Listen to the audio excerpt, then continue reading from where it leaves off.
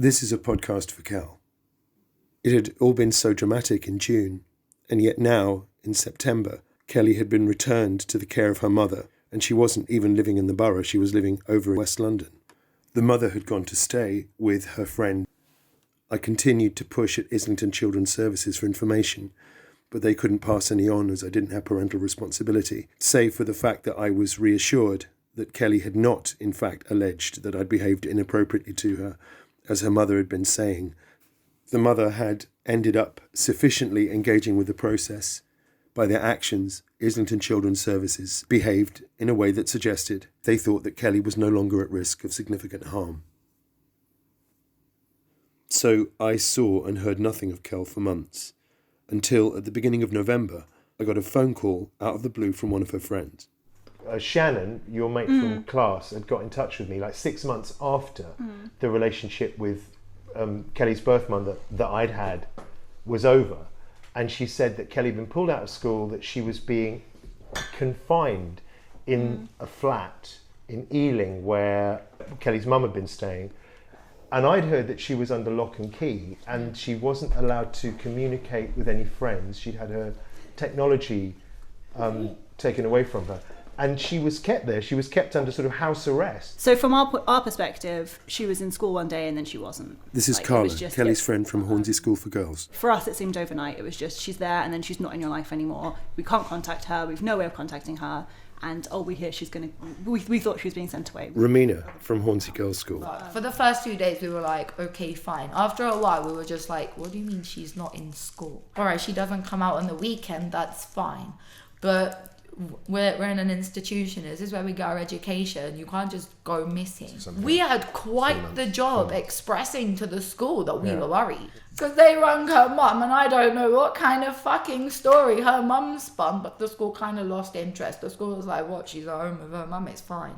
And we were amazed as well. We were like, so she's just not going to be in education for about 8 months and no one's going to bat an eyelid. I don't know if any teachers will ever listen to this, but if a group of kids come up to you and say they're worried about their friend, they probably fucking are. The people that we felt would look out for us actually wouldn't do anything at that point was really scary. The reason why Kel was pulled out of school seems to have been because she arrived home late from a party. Kel's friend, Aseye. I was there when she went to that party and got into major trouble, basically. So it was someone's birthday. I didn't know the girl, but she also went to Hornsey and she had a birthday party somewhere near Stroud Green. And Kelly was worried at that point because she knew she had to go back because this is when she'd moved to like West London. Yeah. Is that, I don't know. She went. Kelly got drunk at the party. Because I remember I left, but when I left, she hadn't left yet. But I think she might have missed the last train to get back. And that's when she got into trouble. And then the next couple of days, I didn't hear from her. And that's when I found out she'd got into so much trouble. Her mum had basically said, you're going to Barbados. It was unreasonable. It just didn't seem normal that something like that, your mum is going to send you to another continent. You know, she hasn't done anything bad. All she's done is what young people do. Maybe you might not be happy about it, but it seemed unreasonable to send her all the way to Barbados. Ramina again. There was a lot of fear. There was so much fear you could sense. When she broke and she made contact, and they seemed to be in periods of time where she was completely home alone and nobody knew. She did not fucking risk it when she wasn't home alone. In the period of all that time, that was she reached out to me maybe 2 or 3 times to say, hey, I'm still okay, this is happening. So how did she do that? I thought she didn't have a phone. She emailed. I remember she emailed. She did. She didn't just email me, but she emailed because she knew we were all in contact through each other. That's the point. We turned around and we were like, no, something's really wrong with this woman. I think we all got that as a collective. And I think that's why we were all so active and passionate about that at the time. There was a day when I think it literally must have been a few days before she went to Barbados. This is Ollie. Ollie met Kel in 2008. He wasn't from school, but he was close friends with her until the end of her life. We were literally, it was like me and a Will, my friend, Ramina, some of the other girls. I think Christina might have been there, I'm not sure. It was literally like, we need to go and save Kel from what's happening to her. We were all just literally running round, I guess, North London, trying to find her mother, from what I understood, trying to almost plead with her to be like, no, don't send Kel away. This is ridiculous. Like, whatever we can do, we need to try and stop this. We're just literally frantically, I guess we're trying to go to her mother's place. Looking back at it, like just kids running around trying to solve that, you almost think how, obviously it's not going to make a difference, but I know on that day it was like literally like her mother's mad, like her mother has something wrong with her mentally. It's like, we need to save Kel from the madness that she's inflicting upon her, because it's almost like what's happening is literally insane. Like, it's not normal. It was literally one of the girls was like, right, we're gonna go do this, let's do it. It was a boom, no thoughts, let's go. Of course we want to save Kel. Like, we don't want her to fucking leave. It's ridiculous. Ramina again. We did everything in our power to be as sensitive as possible, because we really just wanted to give our friend a few gifts and wish her well. Carla. We were calling, I think we somehow got hold of the mum's phone number, and we wanted to speak to her on the phone, we wanted to text her. We put a little box together full of like a bracelet that was engraved. We put some sweets in, we wrote some letters.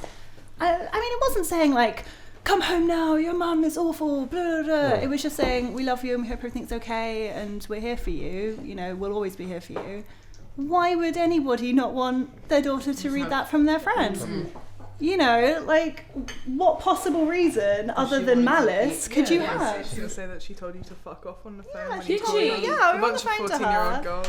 And I mean, okay, we were probably being annoying, because for us it was like the biggest thing in the world. That's not being annoying. Like, Annoying. That's actually quite mature for most 14-year-olds. Yeah. Anyway, but she told us to fuck. But that, I don't think, if she told us to fuck off and then still was like, okay, your friends are really annoying, but here's what they said. But it was the fact that she wouldn't pass that message along, and the fact that she almost seemed to hate us for loving Kel. It's like she hated us for putting the effort in and being like, no, we do care about our friend, we do want to see her, or we do want to just let her know that we're there. That's the first time we all realised what Kel was trying to say without saying it. I need fucking help. I'm in danger where I should feel safe.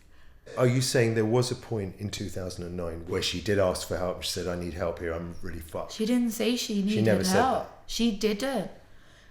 She said that she couldn't speak to us because it would get worse. She wouldn't necessarily go into detail. She'd just be like, I'm locked in here and I can't speak to anyone. And she'd say that her mum was screaming and shouting at her, but she actually never described out loud or on paper during that time what her mum was doing to her. I don't know if any of us know how she was treated by her mum while in that house. I don't know who knows. We do, in fact, have an idea of how Kelly was treated in the Ealing house. That's because she spoke to me and my dad about it on January the 3rd, 2018.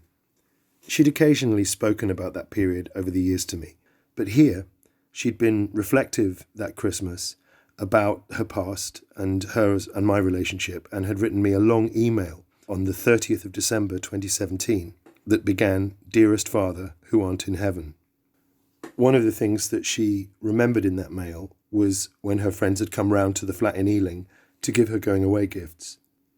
Kel now, 3 days later, returned to that subject around the table with me and Dad. I remember I thought in the email I sent you about, so when I was at Steve's house one day, she was out or whatever, it was during the day, or like the afternoon or something, and I was in the bar, and then there was like a knock at the door, and I heard Steve answer the like intercom thing, and he goes, oh no thanks, or something like that, or sorry, or whatever. No, like it was like kind of like a not just like a no. It was like a no, and I was like that was weird. And I paid much attention to it because it could have been like I don't know Jehovah's Witness or something. And I was just like lying in the bath and I heard like my friends had come around the back and shouted. Oh, that was when your friends came. Yeah, they shouted, "We love you, Cal." And then I heard like foot like scampering away because I don't know if they thought my mom was there. And so I was like, that was like the weirdest thing ever. And I wasn't even quite sure that I like heard it. But then like, so I don't know if he like emailed her or texted her or something. Or, I know he did tell her when she walked in the door, so he told her before it happened. Right. And then she like walks in like, you know, steaming mad. So she's not like she needs to control. Not always. She would do it anyway. Yeah, right. And what did she do upon getting back? That's when she ripped up the stuff the cars that they'd sent you. She got back. She like flipped out at me like I was we were in like Steve's bedroom. He was. What had you done? You hadn't done anything. You just. Which is like his flat's. I don't know if you've ever seen. No. It's like a small flat. It wasn't even like a big flat where he couldn't possibly. Like, he knows what she would have done. That kind of thing. So he's in his office, the next room. Oh, is that when she shut the door? No, I don't even think she closed the door because he was like, he would. It's not like he seemed to care or anything that was going on. He told her what happened. He could have just thrown it away and then like never mentioned it because it's not like he didn't know what she was like. It's not like she never like. Oh, he was scared of her and he was in love with her. And goodness knows what else. Yeah. Anyway, so the next room she like grabs me or whatever. And no, I was in the living room, which is like the end of the corridor. When I say the end of the corridor, it's like not that far. Yeah. Do you know what I mean? It was a small one. And so like I was watching TV, she like grabs me out the living room and like by my arm and like pulls me to the room, and she starts like hitting me in the face and like. Why? On what grounds? What reasons was she gave giving? them the address. I don't know how I would have given them the address. I wasn't allowed to on Facebook. I wasn't allowed to. How did they find the address? I think they told me afterwards. They went to the school office. Right. They told them they wanted to send me a going away present because I was going to Barbados or something, and then some stupid got me and gave them the address, and then that's how they got it. Anyway, so they gave them the So whatever, and then like literally pulled out like I remember it was coming out for ages. It was so much of my hair like from the roots, like just really pulled it all the way out, and it was like a really thin bit, like really pulled it out. Like I didn't even know that was possible. It just came out like in one little bunch. It was really horrible. And then like I was all bruised and stuff where like my lip was all like bleeding and swollen, and like I had a big bump like here on my face, and like really and Steve heard everything. He heard everything. He heard me screaming, he heard her hitting me, heard her screaming, and then she went out and then she brought the stuff back in and she ripped up all the letters in front of my face. And then maybe like 6 hours later, like really late at night, she goes, oh, I know that you could possibly give me the address. And she gave me like a few of the like salvageable things. Oh, she ripped up the letters and then she like poured like gravy or something on them so I couldn't like get them back out and like something like that. And they were in like a really like they were in like a glittery box like kind of thing, and with like some gifts, like some sweets and stuff. And so like 6 hours later, she realized that she knew. There was no way I could access Facebook. There was like no email. I wasn't allowed to have them. I was just like trapped at Steve's house. Why? And what had she done? What had you done? There was some bullshit reason she gave. There was some. I don't even know what it was. Who knows? I don't remember. I don't even remember. Yeah, I don't remember. That's how unimportant it was. And so 6 hours later, she gets stuff out of the bin and like the salvageable things. And they got me like a bracelet and like some sweets that were like company stuff. She was like, oh, the letters are gone, but you can have these back because I know you could possibly have given me jet. Like, you knew that before. You just felt like taking something out from me. I don't really understand. Here you go. And I was like supposed to be grateful and happy and thankful. Like, fucking psychopath. I don't know where she finds these people. I think it's important to pay attention to the language that Kel uses around the attack that she describes here, as well as the one that she describes in the last episode where her mother gave her a black eye. Alongside her description of the attack in the flat in Ealing, she twice describes it as something her mother would do, and that the mother's friend, whose flat they were staying in, knew what she would have done and didn't seem to care when that was going on. And he knows what she would have done. Like, he would. It's not like he seemed to care or anything that was going on. He told her what happened. He could have just thrown it away and then like never mentioned it because it's not like he didn't know what she was like. And in the conversation where she describes getting a black eye, Kel goes on to talk about how when she did eventually go to therapy in 2009, she couldn't talk about what was really happening. Again, the language tells us a lot. Even when I did eventually go to therapy, I didn't speak to them about what was going on. I lied and said I was getting bullied at school or something. Because how do you even begin to talk about it when you're not allowed to talk about these things for such a long time? This is the language of frequency. These attacks weren't isolated incidents, nor are they examples of the mother losing control in the moment and then perhaps showing remorse or acknowledging that she's gone too far. In the case of the two attacks that Kel's described here, they both occurred a long time after the mother learned of the alleged offences that Kel had committed. These acts were perpetrated deliberately to assert dominance over Kel and to cause her pain. As Kel herself says in the recordings, She was not actually losing control. Not always. She would do it anyway. Yeah, right. It was quite possibly after her friends had come round that Kel managed to get the message out to her friends that Romina refers to here. All I remember her saying was, it'll get worse, so don't dig, just leave it. What do you mean it'll get worse? She said at that like, time. yeah, her mum's gonna make it worse. i.e., if you what, get involved or yeah, try if you keep poking. I wish I still had those emails, because they're like that those words are just printed in my head. They could get worse. I've carried that around for donkey's years. That meant a lot to me. I didn't want to make it worse. And I felt that was all I could do. All I could do was to make it worse, so I had to back off and hope. That was the impression that I got from Kel. That as long as she did as she was told and the boat wasn't rocked, then there was an element of control over the nastiness. So I thought that would at least, you know what I mean? That would save her, and she'd eventually have to go to school. Someone would eventually ask a question. I do believe that woman is vicious enough to do really nasty things if you even try to be brave. Can't imagine. Imagine being locked in a house. The only access is by your abuser and their choice friends for months on end, and nobody cares because that's your mum. Surely she loves you. Surely. And I remember the reason I was so grateful was because there was a small part of me that thought, I don't want her to let her mum kill her. I really don't. I was really petrified that she'd die whilst protecting her mum.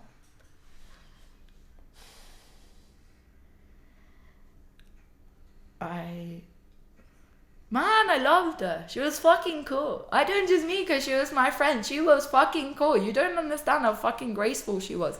I cannot sit here and actually describe to you, alright, how much class this girl had. How she could just sit through a storm. And she was evergreen. She was evergreen, man. Come rain or shine. She was like...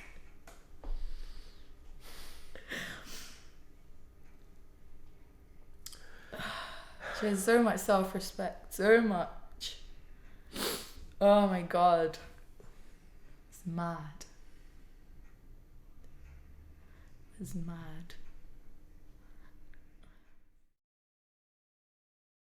I didn't know about any of this that we've been hearing about. I got a phone call out of the blue at the beginning of November from a friend of Kel's, and I assumed that she had my number because in the old days when Kel had been living with me, I would have picked her up from parties or events or whatever. So someone had my number. We didn't really realise that you and her mum were splitting up.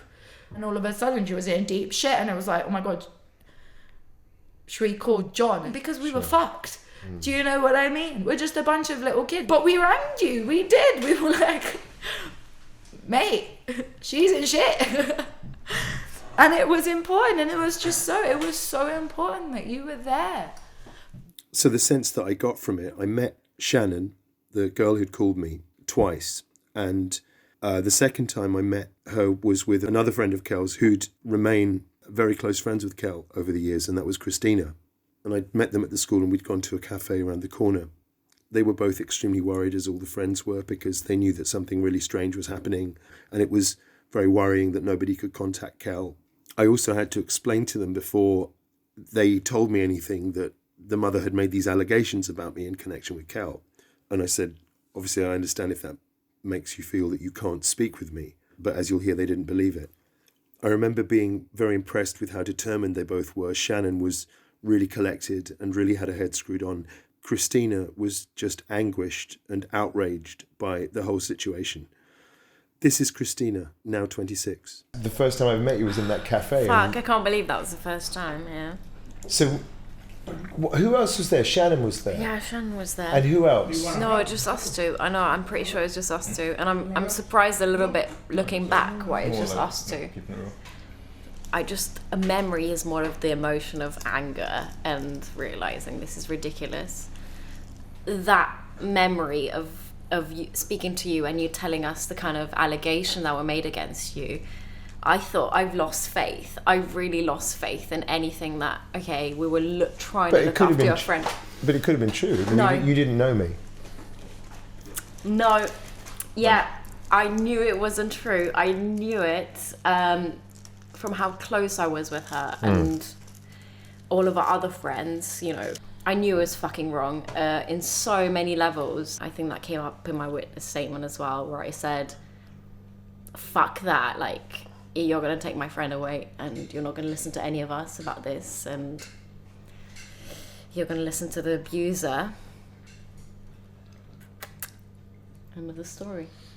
And so my alarm bells go off and go, why is she being pulled out of school? Who is she going to Barbados to? And who's she going to, this monster? So I call my solicitor and I say, what can I do? This girl's got to stay here. She should never have left this house. And he says, well, to get a residence order, you're going to need, it's not going to work if the girl doesn't support you, if Kelly doesn't say that she wants this to happen. Otherwise, it's a waste of time. And so that's when me and started hanging around the flat in Ealing, trying to get this note to her, to Kel, to see if she wanted me to go to court for her and keep her in London. Because I couldn't get over the thought of... We could have seen each other. So you were hanging around the flat in Ealing?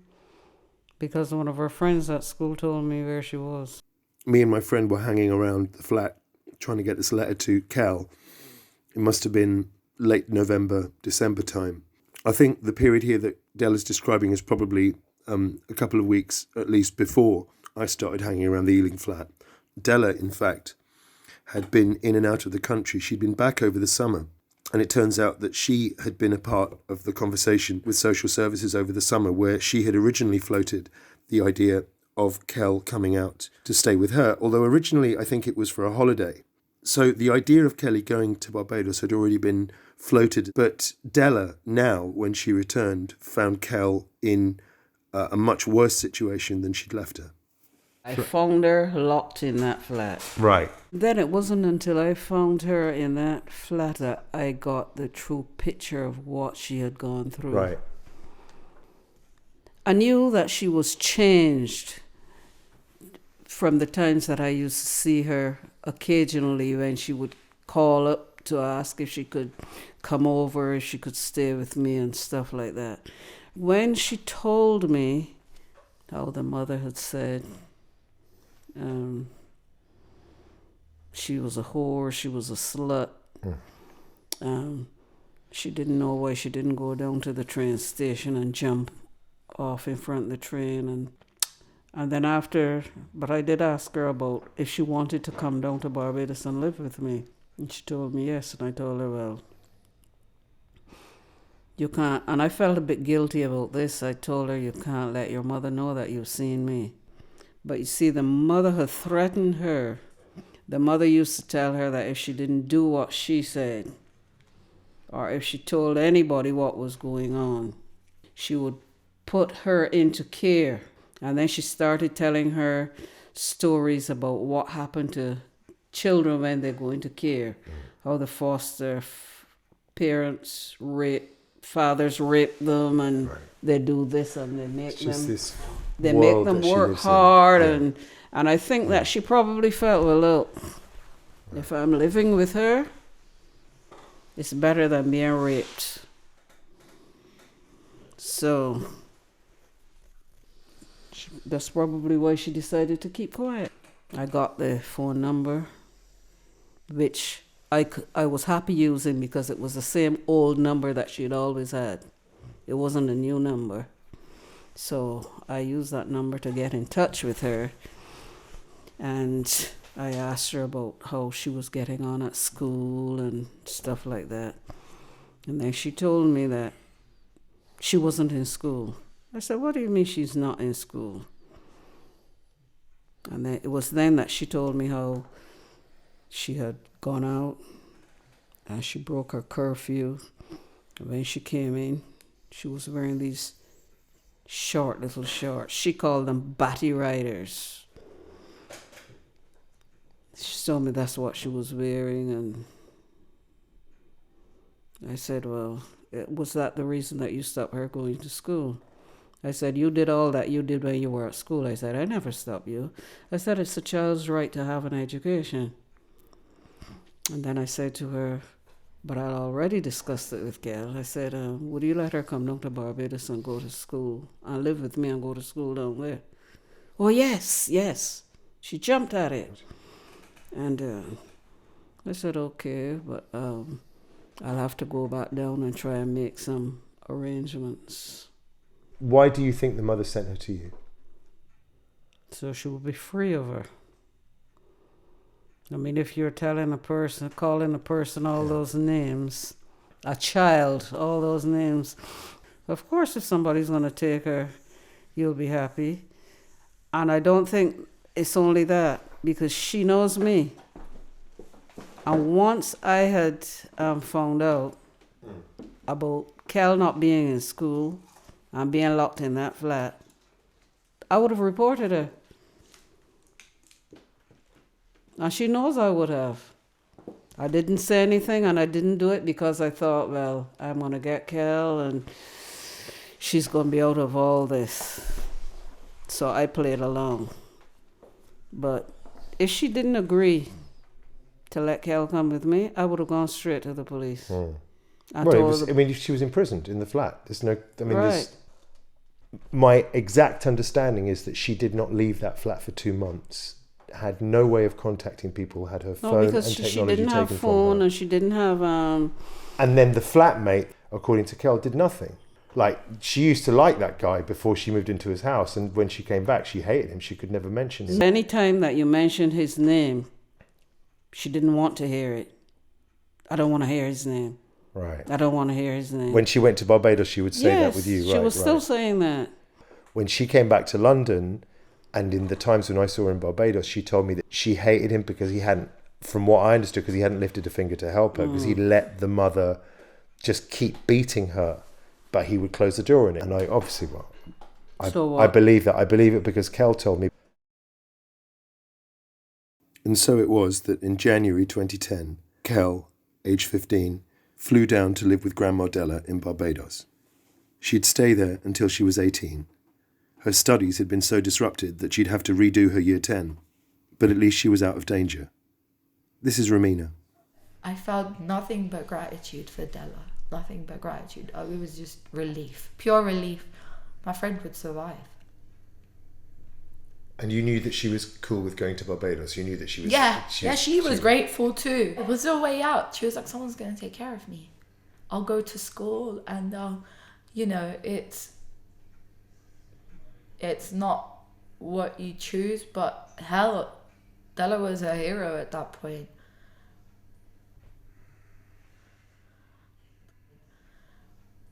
Della really was. Della was all of our heroes at that point. Because we could see no other way of overpowering this woman. None. Not just through protection of the law, but also through protection of Kel. Protection from that fear. But I do know 'Cause that that'd been in when she December. asked me when she was down there, she could get in touch with John. And I asked her, well, who's John? Right. Why do you want to get in touch with him? And she told me that she used to live in your house when her mother was with you. And that you used to help her with her homework and stuff like that.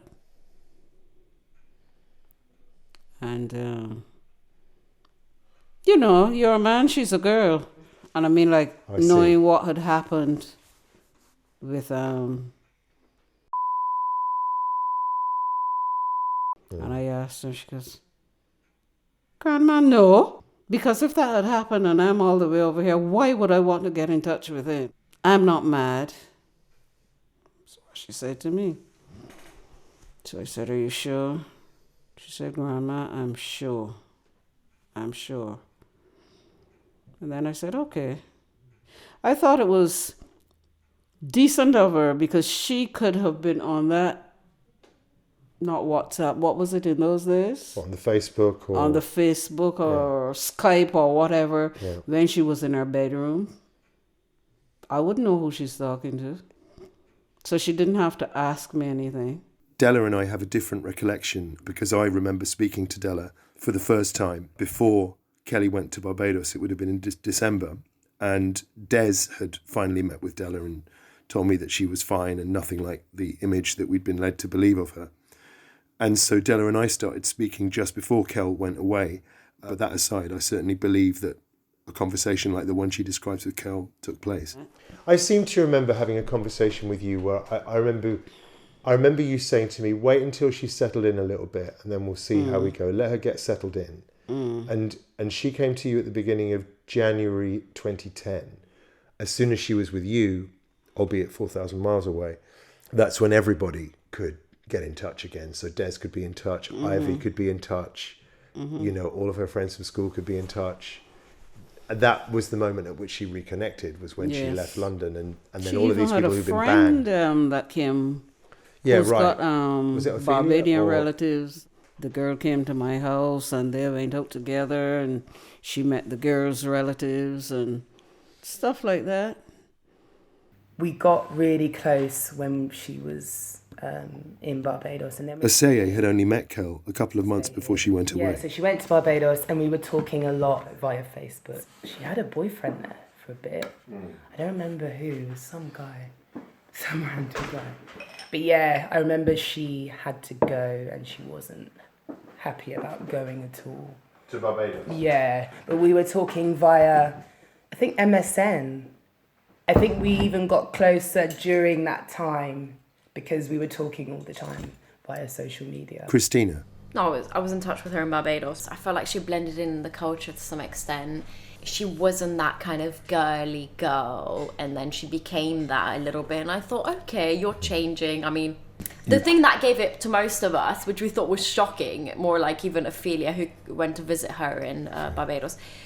But I realise now this is so simple for you to happen where you're under 18 and you're so like a sponge, really. Her accent also changed to some extent. And I thought, oh, wow, right, you're really trying to blend in. And I know that would have happened to the extent of like, you've got no other way. Like if you don't blend in, you're going to be really left out. Because here, I feel like you can join a bunch of groups. I don't know, it sounds really lame to be like, okay, there were the nerdy people, there were the whatever kind of group, and actually you didn't have to change in that way that much. But I think in Barbados there was like one kind of group, and if you didn't fit it, then you wouldn't be included, and that made me sad. And so what was that group? So what just are a they bunch like? of girly girls who probably sounded Right. just different. Like, it's not about who they were. I'm just saying if you didn't really sound like them, and I think that's a really big thing in psychology anyway. If you don't sound like people, you're not going to be included. Ollie and Kel were always platonic friends, but they shared a great many intimate details with each other, and they laughed about them a lot together. Something obviously, perhaps you can relate, like with being, I guess, being a bit more promiscuous, right? Like she's like, everyone knows your business, right? So I feel, but again, I don't know if it was at the start, but I know she, towards the end, I feel like our relationship must have kind of got more. We talked a lot more towards the as time went on when she was there. I know there were like this bodybuilding her mate she was pursuing. I don't think it was like as soon as she touched down, but I don't know. I don't think it was just like it wasn't at all born out of just promiscuity, if that's the word. But I think what with Kelly enjoying like high society, I don't think there was much of that in Barbados. I think she like really missed like the metropolitan nature of London, there being so much to do consistently. Whereas I know she told me when she's going to parties there, it's like A, you know everyone, B, there's like 1 or 2 clubs to go to. I feel that's what I'm trying to get at in the sense of she didn't really like Iden life, as it were. Aseye again.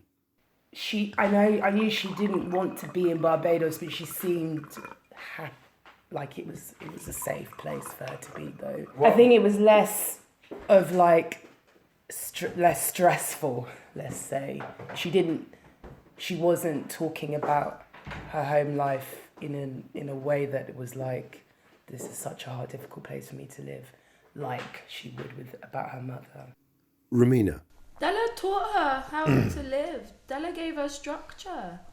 Della was amazing for that. But I think people don't realise that she spent most of her life with Della. Yes. At least her child life. She did. I don't believe she would have survived very long at all if she had always been brought up by her own mum.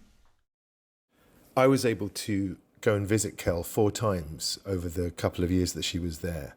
Mostly it was because I had a job in Los Angeles and I had to keep going out there during 2011, so I would bounce back to London via Barbados. But the first time that I saw Kel after she'd left home was in New York, when I went to meet her while she was staying with her Aunt Yvette. And I went and I stayed with a friend and would just meet with her during the day. I was so thrilled to see her. It was so important for me to show her that I was available to her as a family member. I know that this is a strange thing for some people to accept. And in fact, everyone in my life in 2009, everyone had taken me aside. Everyone knew about this, that I was trying to maintain the relationship with Kel. But, everyone, literally everyone in my life, when I told them what was going on, took me aside and said, "Are you sure there's nothing funny going on? Is that okay?" And I thought that was a really reasonable question to ask, because it wasn't like I wasn't, I'm not a romantically wayward person. To me, it was a sign of care that they asked, for me and for Kel. And after I explained what had happened, everyone said, "Okay, but be careful," because they knew what Kel's mother was capable of and what she had already said. But my view was then the same as it is now. Not letting the fear of a bully get in the way of what's right and what I thought Kel needed.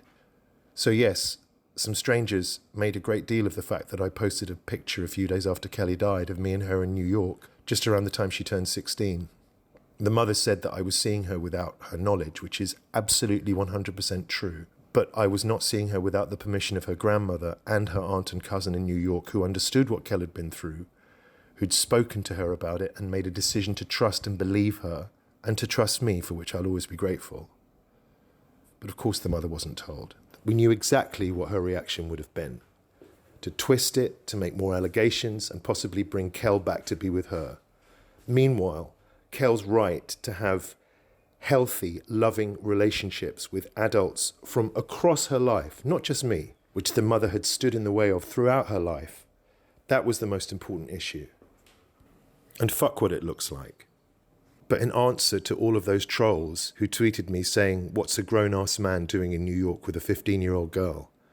the answer is trying to be some kind of stable figure in her life, you bigoted twerps. Trying to go out of my way to let her know that she mattered to someone. That she had won me on her merits because she was a wonderful person. No guilt, no obligation, no burden. And the nature of my commitment was this. I told her that no matter where I was in life, she would always have a place to stay with me and she wouldn't be judged, and I considered her to be part of my family. And something that I said more than once, I don't know if I said it often, but it was really important that Kel know that from what I'd seen, none of what she'd been through was her fault, and she shouldn't take any of that on because she hadn't asked for it and she certainly didn't deserve it. And she always had the freedom to decide what to make of that. And she, it was up to her. But as far as I was concerned, she could knock on my door when she was 45 if she wanted, and I would be there. Of course, who knew that things would turn out like this? And there are plenty of things that I wish I'd done differently after she eventually did come to live with me, and sadly you're going to hear about them. But I certainly don't regret stepping forward and being bold about that, because it was the only way to step forward. You had to defy. It was the only way to reach out to Kel. This is an excerpt from the email that I mentioned earlier that Kel wrote me on December the 30th, 2017, the one that's titled Dearest Father, Who Aren't in Heaven. She wrote this just over 3 months before she died. I was just thinking back to when I was in my mid-teens, having moved to Barbados, and just being utterly bewildered by your reaching out. I didn't know what to make of it then. Luckily, my mother, in all her awfulness, never outright put the idea in my head that you were a paedophile. I think back to comments she made at the time of her allegations to other people, but she only alluded to the idea to me in a way that I was too innocent to really understand. I know that might sound surprising because I was exposed to a lot of things as a child and a young teenager that I shouldn't have been. I think you should know that your attempts to reach out to me were never marred with that suspicion from me. I think that allowed a natural, familial relationship to bloom, especially since you bonded with my grandmother and got to meet other members of my family in Barbados and New York. Anyway, I didn't know what to make of it because I was surprised to have made an impact on anyone's life. My mother made it difficult for me to keep in contact with people, and I was a strange person, obviously, so it was hard to make bonds. The first 2 distinctive moments I realized I could be really cared about by people were A, when my friends went out of their way to find Steve's flat and leave me notes telling me they loved me. B, when you made an effort to stay in touch. And there's various other things here, but that was our relationship. Back in London in the summer of 2010, Kel's friends were graduating, having finished their GCSEs, and they did a very sweet and touching thing on her behalf. Romina. Well, when we finished school, Kel didn't get to finish school here because she had to go to Barbados. And obviously at the end of summer 2010, when we all finished school, we had our prom and everything, but Kel couldn't come. So we printed one of Kel's nicest pictures and glued it to some cardboard and onto a pole. And we took Kel to prom. Yeah.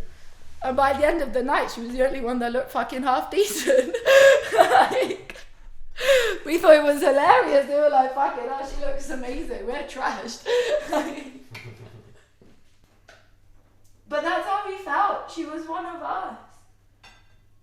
She really was. And I wasn't just, and I assume everyone saw that. Do you know what I mean? I never really... you never really think I guess I don't ever really think that deeply about what other people must think of the shit I'm doing. But damn, they must have all noticed how much we love her. To turn up after 8 years and be like, I'm sorry for your loss. So even if she didn't touch you deeply. That meant so much to her. You showing up at Ealing and you doing that in the prom, things like that just meant so much to her. They were just signs that she mattered to people, and she saw it that way. She understood it. It bewildered her, but she loved it. Good. The fact that was the intention. So during this time when Kel was away in Barbados, her friend Ollie recalls being disturbed when he saw Kel's mother doing a stand-up set on TV. I was just flicking through TV late one night and I saw her routine. The mother's routine? Yeah. And I was like, fuck. About who? About Kel? About Kel. And I was like, fuck me. This is a bit crazy. She's talking about sending her off to Barbados like it's a joke. And obviously that's her career, but fuck, that's hard hitting, man. That's obviously sitting there watching it, knowing what I know about how fucking insane the situation was, and you're just making a joke, literally, she's saying it for last. Like, to be honest, I kind of understand that like a blogger or a comic, their routine, what they do is kind of take the piss out of their family, and their family's like, you motherfucker. But you would have thought it would have been something like your uncle cooking crack in your grand's microwave or shitting himself in a caravan. Not something fucking like with such deep trauma attached to it than fucking sending your daughter to another country because you don't want to fucking deal with her. I think it's just very fucked up to twist. It's like you're twisting something very traumatic that you've inflicted on another human, let alone your fucking daughter, for your own personal gain because you're trying to get laughs out of it. Like, I think I was like, fuck me. I told Kel, and she was like, it was like, fuck that motherfucker. Don't talk to me about that bitch. To celebrate finishing her exams, in July 2012, a month before her 18th birthday, Kel came back here to Petherton Road for a month's holiday.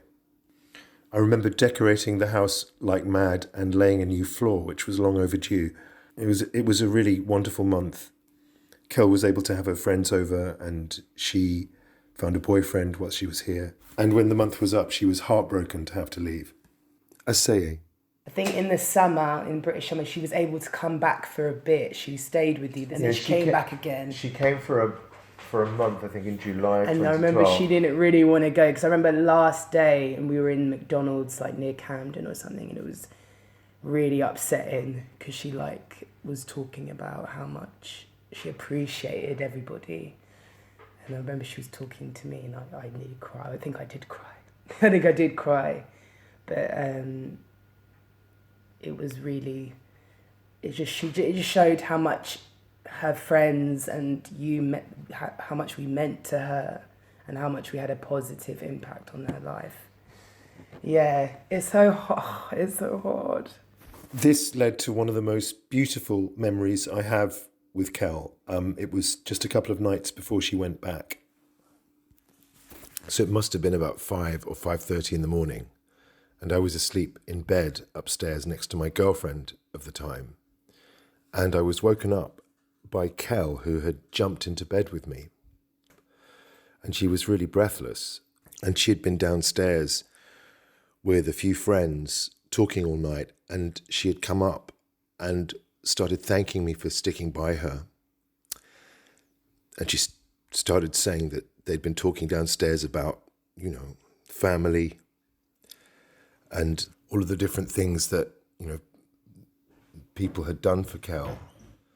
And they obviously had spoken about me a lot. And as they were talking downstairs, the conclusion came, well, that's what a dad does.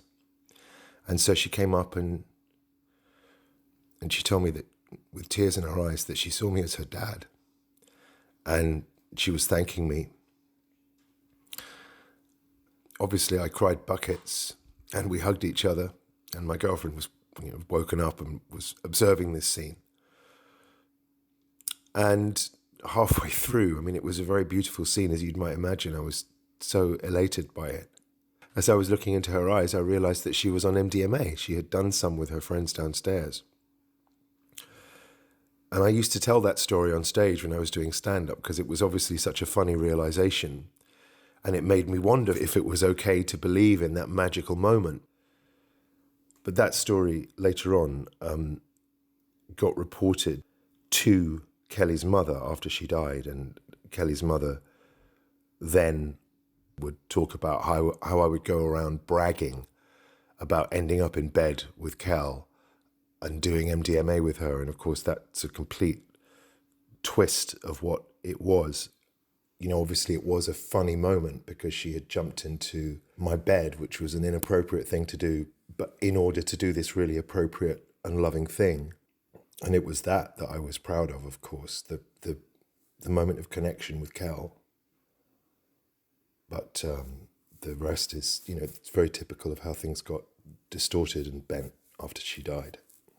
I think there's something to be said about the fact that she felt comfortable with you to go to you whilst she was on MDMA because... But she knew I wasn't going to judge her for it. Exactly. Yeah, and I had certainly taken it and been fine with it. And I get how that can be a part of your growing up and part of your learning about yourself. I think from the outside it can seem like it's just the drugs. But the drugs, like almost release your, because I used to always describe it like certain drugs as, it's almost like freeing your mind from all the barriers that you put up in your mind. And when you're sober, you're just more self-conscious and you wouldn't say the things that you would when you're on drugs. And I don't think it was the drugs talking. I think it is you talking. It's just the drugs are giving you the confidence and you're not doubting yourself constantly like you do when you're lucid. So it kind of released those kinds of inhibitions that she might have put up in her mind previously. But yeah, that was a beautiful experience. So Kel had to go back to Barbados to get her exam results, but if they were good, she said that she wanted to come back to London where she would do her A-levels here. And I, of course, said yes. I adored her and I wanted to adopt her, which if we'd lived in America, we could have done. But UK law, it turns out, didn't permit adoption for someone who was over 18. And that's what happened. She came back permanently in September, about a week after her 18th birthday. And she went straight to the local A-level college and enrolled. And I love that she got her feet right under the table and straight away was bossing me around and telling me how to sharpen knives and the correct ways to cook steak. And she was home. Oh, did you use the hand rotor, John? Did you use it? I have used it, but I didn't use it just now. No, I'm not going to use it just now, but it's nice that you're using it. Yeah, I think it's too wispy actually. The other one was thicker. I like it when it does great sticking. Don't like wispy cheese. Wispy cheese. It melts on food faster. Where are the kitchen scissors gone? Why are they not back in the block? Are you washing by hand? Oh, you're learning. Yeah, but I'm not going to do that. Don't cut flat bits of plastic with it. Food only for the kitchen scissors. Really? Yes. Okay. After just 5 or 6 weeks of Kel being here, Grandma Della came to stay for a few months to see that she was getting settled in. And it was at this time that Kel made a decisive move. Because when she was in Barbados, she told me she was going to write to her mother and tell her she didn't want anything to do with her. And I begged her not to. Because I felt if she had told the mother that then, that the mother would get angry and she would withdraw. The consent, whatever it was, yeah. Yes, for me to have control. So I said to her, no, don't do that. Because, and if she withdrew that, I was not going to be able to renew her student visa. So then she would have to come back. Then, isn't it? She would have to come back to. And she wasn't 18. Because when she became 18, she said to her mother that she didn't want to have anything more to do with her. And she'd send her an email, which she used to call her divorce email. She said that that's her divorcing her mother. Oh, the one that she sent in 2012? Yes. And you see, you say that we were both in the room with her when she wrote that. I didn't know she was writing it, but she apparently was sat here at the table. She was there. Yeah. I didn't know she was writing it. No, I didn't know she was writing it either. But I knew after she had written it. Out of nowhere, she didn't actually tell me she emailed her mother at all. She just told me that I've told her I'm never speaking to her again. I guess with me, she didn't need to discuss the content. She could discuss how she was feeling about it and everything, but I didn't need a word-for-word description because I knew all of the reasons why Kel would make that decision. So I kind of just, all right, fair enough. I don't know. Did she tell anyone? Did you know she sent her mum an extensive email? There was one email that she wrote which said, just to let you know, I'm back in London and I don't want to have any more contact, or words to that effect. And then there's like 3 emails from the mother where, not really narcissistic, are you kidding? I'm having such a hard time at the moment. And it's all about the mother's plight. And so the mother sort of runs off for a couple of emails and then Kel starts corresponding. And that's when Kel's mails start getting detailed, and she's like, no, hang on, I'm not having this. Grandma didn't do this, you did. And the way she expressed herself, I thought was courageous. But the fact that Kel had made that decision and had done it in such an articulate and a coherent way, based on what I'd seen and based on the fact that you knew at some level how shit scared she must have been of her. Oh yeah, she made that decision all by herself, and it absolutely took balls. Yeah, really. I knew she would never, ever, ever forgive that woman off her own back. She wouldn't. That woman was given all of the chances Kel had to give. So this, read by Romina, is some of the stuff that Kel wrote to her mother in 2012. Oh, Jelly Belly Kelly. Tuesday, 16th of October, 2012. 5:48.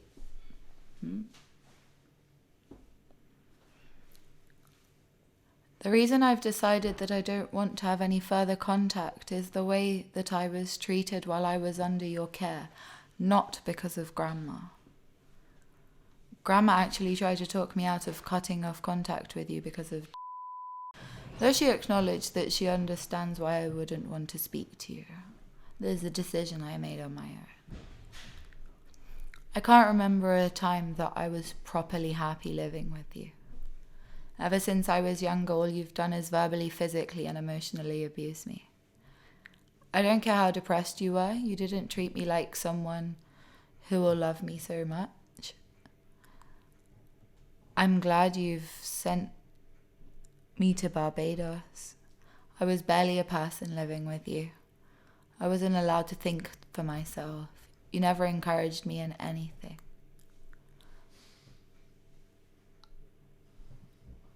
I flourished since moving away and realized how much I don't need you.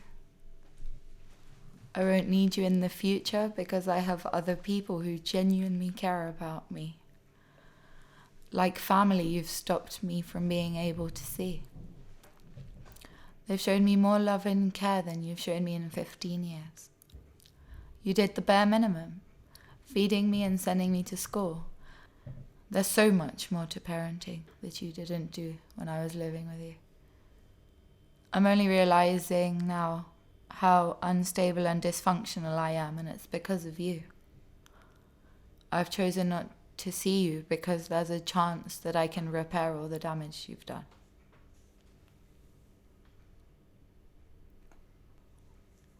You never wanted to have me. There must have been some manipulative reason that you even went through with the birth. You had an abortion before. Why not do it again when you knew full well that you weren't in any position to have a child? Then you had me and put me with Grandma until I was 7. You probably just used me as a pawn to hurt Grandma by taking me away from her because everything you do is manipulative. Grandma doesn't need to tell me lies about you. I've observed your behavior and made my own decisions about you over the years. I have a mind of my own. The only reason you and have such a fantastic relationship is because you don't have to sacrifice for him, and he's never stopped you from being able to do anything because you lost custody of him and didn't have to look after him. You vile human being. How dare you respond to that email and try to emotionally manipulate me? Don't you think I remember you breaking my foot? Don't you think I remember you telling me to jump on the train tracks and kill myself near Steve's house? I remember you spitting in my face and telling me to pack my bags and sit outside social services all night until they reopened.